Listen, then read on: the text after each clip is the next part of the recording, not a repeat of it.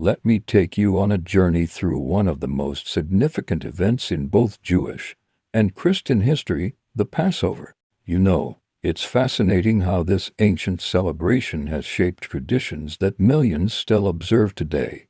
The story begins in Exodus chapter 12, where God gave specific instructions to Moses and the Israelites. Picture this.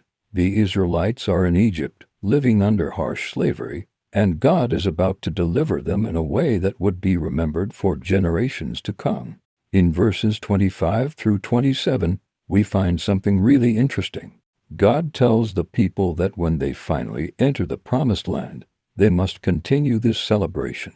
But here's what's particularly meaningful. When their children ask, "What does this ceremony mean to you?"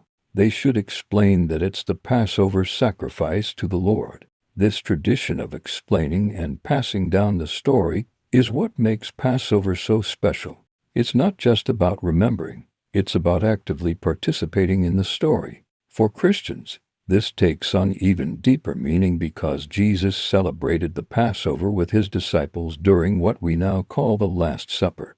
During that final Passover meal, Jesus transformed these ancient symbols into something new. The unleavened bread became his body, and the wine became his blood. This connection between the Jewish Passover and Christian traditions is profound. Both center around themes of sacrifice, deliverance, and renewed life. Think about it. Just as the blood of the Passover lamb saved the Israelites in Egypt, Christians believe Jesus became the ultimate Passover lamb. His death and resurrection are seen as the fulfillment of this ancient promise of deliverance. Today, whether you're celebrating Passover with a Seder meal or participating in Holy Week services, you're connecting with a story that has been told for thousands of years. It's a reminder that freedom often comes at a price, but new life and hope always follow. So next time you hear about Passover or Easter traditions, remember, you're not just observing a holiday. You're participating in a living story that continues to bring meaning and purpose to millions of people around the world. Exodus 12:25-27 describes the instructions for the Passover observance and its significance, particularly when the Israelites enter the Promised Land. It emphasizes that the Passover celebration is a reminder of God's deliverance from slavery in Egypt, specifically how he spared the Israelites' homes while striking the Egyptians. The passage also instructs parents to explain the meaning of the Passover to their children, solidifying its importance as a teachable moment. Exodus 12:25. God instructs the Israelites to observe the Passover ritual when they enter the Promised Land. Exodus 12:26.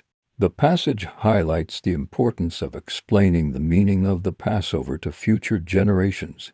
Exodus 12:27, it specifies that the Passover is a sacrifice to the Lord, commemorating the event where God passed over the Israelites' houses, sparing them from the plague that struck the Egyptians. In essence, these verses emphasize the intergenerational aspect of faith, where the Passover serves as a powerful tool for teaching future generations about God's deliverance. Passover.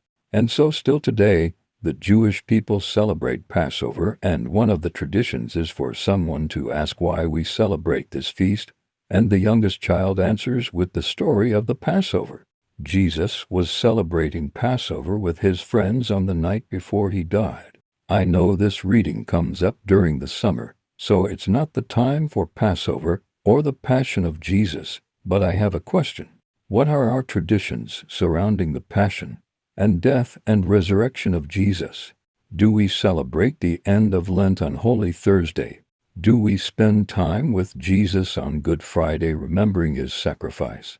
Is Easter all about candy and the Easter bunny? Today, many of our churches are practically empty on Easter Sunday, and the children think more about an Easter egg hunt than God. Would the youngest member of the family be able to tell the story of why we celebrate?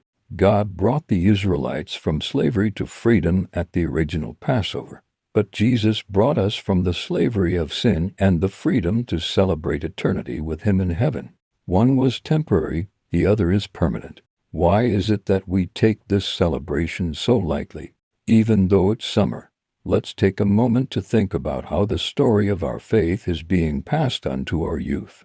The Lord explained the Feast of Unleavened Bread, or Passover, which would become a memorial to the Lord's deliverance of Israel from bondage in Egypt. Let's pray. Loving God, you brought the Jewish people from slavery to freedom, and then us all to freedom from sin and death. May we remember how this freedom was won for us and make sure that generations to come will be able to tell the story. Amen.